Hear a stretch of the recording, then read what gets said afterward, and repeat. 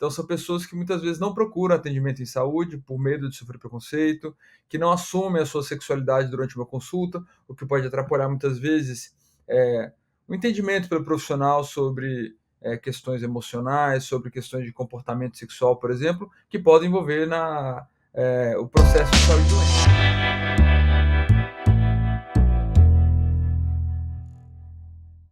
Olá pessoal, sejam bem-vindos a mais um Mandcast. No Mandcast de hoje, eu vou conversar aqui com o Dr. Vinícius Lacerda, que é médico formado pela UNB, também cirurgião geral do aparelho digestivo, e ele tem uma grande experiência, tem se tornado uma referência, principalmente na saúde para a população LGBTQIA+. Muito obrigado, Dr. Vinícius, por estar aqui conosco. Bom dia, eu que agradeço o convite, mais uma vez, obrigado por abordar esse assunto que é tão importante, e vamos lá Sem bater um dúvida. papo sobre esse assunto. Isso aí. A saúde é importante para todo mundo. Quais são os principais desafios que as pessoas LGBTQIA+, enfrentam ao buscar os cuidados médicos? Então, vamos lá. Essa população, por ser uma minoria, eles sofrem muitas vezes um preconceito em várias esferas da sua vida, né? Desde na família, amigos, no trabalho, né?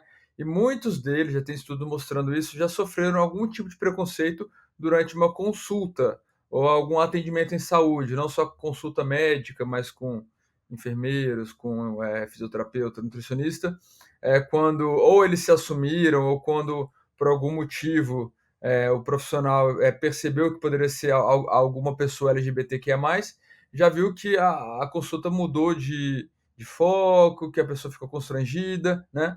Então essas pessoas elas já sofrem um estresse por já terem sofrido preconceito em outros momentos, um estresse de minorias. Então são pessoas que muitas vezes não procuram atendimento em saúde por medo de sofrer preconceito, que não assumem a sua sexualidade durante uma consulta, o que pode atrapalhar muitas vezes o entendimento pelo profissional sobre questões emocionais, sobre questões de comportamento sexual, por exemplo, que podem envolver o processo de saúde e doença. Então, essas pessoas realmente, e elas sofrem preconceito mesmo, elas realmente, efetivamente sofrem. Então, muitas vezes o medo de sofrer preconceito faz elas evitarem o atendimento ou não se abrirem para o profissional, ou muitas vezes elas realmente sofrem por profissionais que realmente têm crenças pessoais, que acabam utilizando isso durante uma consulta e acaba tendo um tratamento inadequado. Legal. Então, acho que deve ser muito importante criar um ambiente seguro e inclusivo nas clínicas e hospitais, né? Como que você enxerga essa importância? Olha, a primeira coisa, né, que é eu costumo falar que, assim, eu acho que o médico ou o profissional de saúde, ele não pode ter medo de abordar esse tema, né. Eu acho que a partir do momento que ele, pergunta de uma forma respeitosa, qual a sua orientação de gênero, quais são os seus pronomes, como você gostaria de ser tratado ou tratada, né. E se você pergunta sobre a sexualidade, sobre a orientação sexual, também de uma forma respeitosa, você é casado, namora, com quem você namora, que tipo de práticas sexuais você tem. Isso, eu acho que de certa forma cria um vínculo, né, do médico com o paciente, ele vai entender que aquele profissional ele está aberto a tratar sobre esses assuntos. Eu não acho que isso deve ser um assunto que deve ser ignorado. Tem muitos médicos que falam: "Eu trato todo mundo igual", mas as pessoas não são iguais, né. Existe um princípio da igualdade, que todos têm o direito de serem tratados, mas existe também o princípio da equidade, ou seja, tratar desigualmente os desiguais. Então você deve sim levar em consideração as diferenças, as características de cada um, para poder ter um conhecimento da pessoa de forma global e propor um tratamento mais adequado também. Legal, bacana, é isso mesmo. E então essa discriminação que acontece, né, gera aí um estigma e que certamente deve impactar na saúde mental e física dessa população LGBTQIA+, né? Com certeza. Lembra que eu falei sobre o conceito de estresse de minorias? Isso tem consequências em vários âmbitos da saúde. Então, sabidamente, sabe que a população LGBTQIA+, ela sofre mais de depressão, de ansiedade, tem uma taxa mais elevada de suicídio, tem uma taxa mais elevada de alcoolismo, de abuso de drogas, né? Você tem, eh, por exemplo, mulheres lésbicas que deveriam fazer o Papa Nicolau, o exame preventivo, de câncer de colo de útero, tem uma cobertura muito melhor entre mulheres lésbicas, em torno de 60%, comparado com mulheres cis heterossexuais, que está em torno de 90%, que é o ideal, que o Ministério da Saúde normalmente preconiza. Então, entre outros, diversos outros aspectos que a gente pode apontar aqui, né? Isso acho que acaba impactando ainda mais quando você soma minorias, né? Quando você tem, por exemplo, uma pessoa que é LGBTQIA+, que também é pobre, é preta, né? Que tem realmente um nível de escolaridade menor. Então, tudo isso acaba impactando na forma como o indivíduo, primeiro ele procura o atendimento, segundo como ele compreende a importância do atendimento e como ele absorve, né, um possível tratamento, por exemplo, tratamento para pessoas que vivem com HIV, né? Que muitas pessoas acabam abandonando esse tratamento devido a dificuldades, a medo de sofrer preconceito, entre outros. Certo. E tem alguns outros sinais de alguém que pode estar sofrendo devido a essa discriminação e como que as pessoas podem oferecer apoio quando isso acontece? Sim, eu acho que dá para interpretar alguns sinais, sim, pelo profissional, eventualmente por um familiar, né? Primeiro, assim, a hesitação em procurar o atendimento, né? Então, as pessoas que realmente marcam consulta e não vão, ou nem marcam consultas. Pessoas que durante a consulta estão muito fechadas, muito reclusas, que não falam muito, estão monossilábicas. Então, normalmente não só relacionado à questão LGBTQIA+, mas são pessoas que provavelmente estão com algum sofrimento e que não conseguem exteriorizar isso de alguma forma. Isso pode ser inclusive a própria sexualidade durante uma consulta. Ele tem medo de se assumir para os pais, para os amigos, mas muitas vezes ele precisa se assumir para um médico, para um psicólogo, para ele poder entender melhor o que está acontecendo. E também existe um comportamento de agressividade, às vezes, que tudo que o profissional pergunta, a pessoa responde de uma maneira mais arredia, mais ríspida, né? Isso também eu acho que é um comportamento que pode indicar uma pessoa que já sofreu preconceito e que está com medo de sofrer de novo. Então ela já chega pro médico já dando patada, já chega de... E a gente tem que entender que muitas vezes é a realidade da pessoa e que, enfim, a melhor forma de abordar isso não é revidando na mesma moeda, mas sim tentando acolher, tentando entender melhor o que está acontecendo. E muitas vezes, quando a gente faz isso, a pessoa ela baixa a arma e consegue se abrir para o profissional também. Hoje, pensando em políticas públicas para voltado para a saúde da população LGBTQIA+, como que está o panorama hoje? Como que ele pode ser eventualmente melhorado para atender melhor essa questão da saúde dessa população? Então, acho que pouca gente sabe, né? Mas o SUS, desde 2010, mais ou menos, ele tem uma política nacional de saúde integral LGBT+, tá? Isso veio desde de alguns movimentos aí, do movimento LGBTQIA+, né? Que surgiram na década dos anos 2000. Na verdade, a história da saúde LGBT, ela começou com o próprio HIV, né? Foi quando a sociedade aí se mobilizou para poder garantir os direitos ao atendimento e os tratamentos para HIV. E esse embrião, né, culminou aí com a saúde integral da população LGBT+, mas não só dos homens gays, né, e de pessoas trans, mas também de mulheres lésbicas, né, a garantia da hormonização por pessoas trans.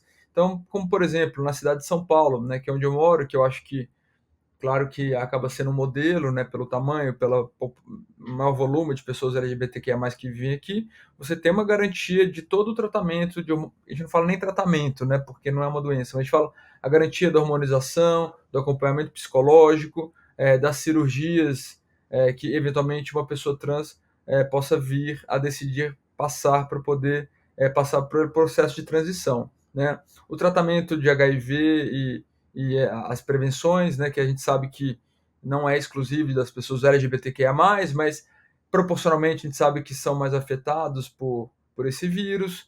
Você tem questões relacionadas, por exemplo, às mulheres lésbicas, né, fazer o Papa Nicolau, fazer o acompanhamento preventivo, métodos de prevenção de STs também.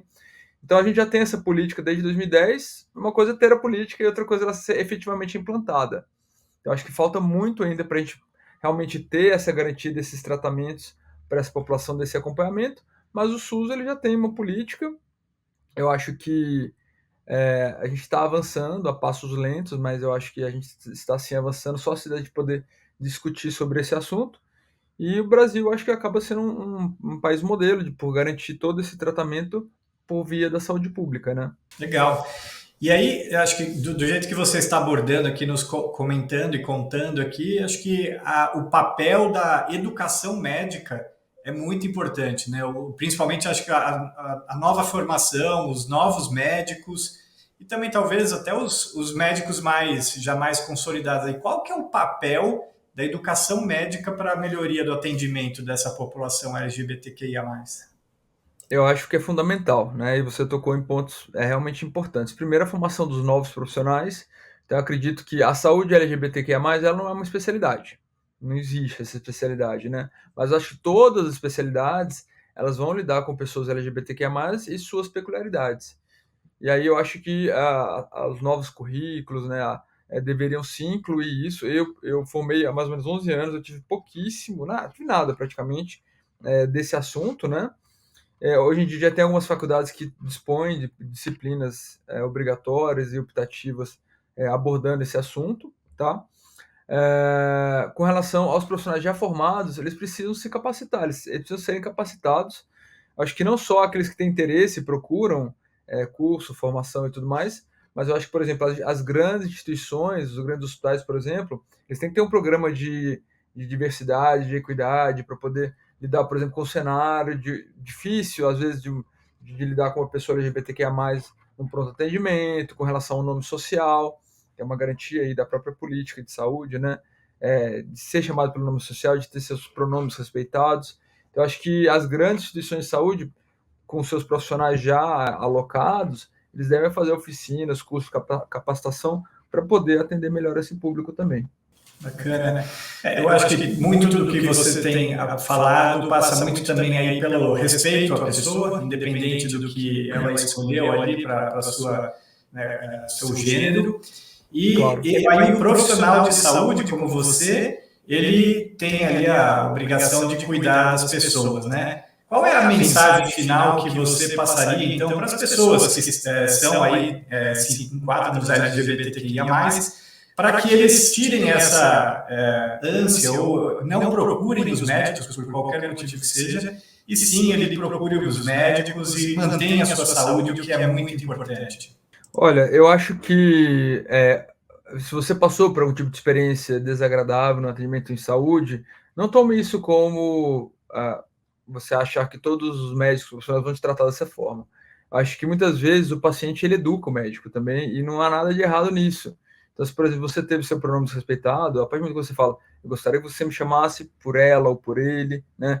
Isso, o médico com certeza vai pensar duas vezes antes de desrespeitar, e se ele não desrespeitar, se ele te desrespeitar, você precisa realmente acionar mecanismos aí de denúncia, né?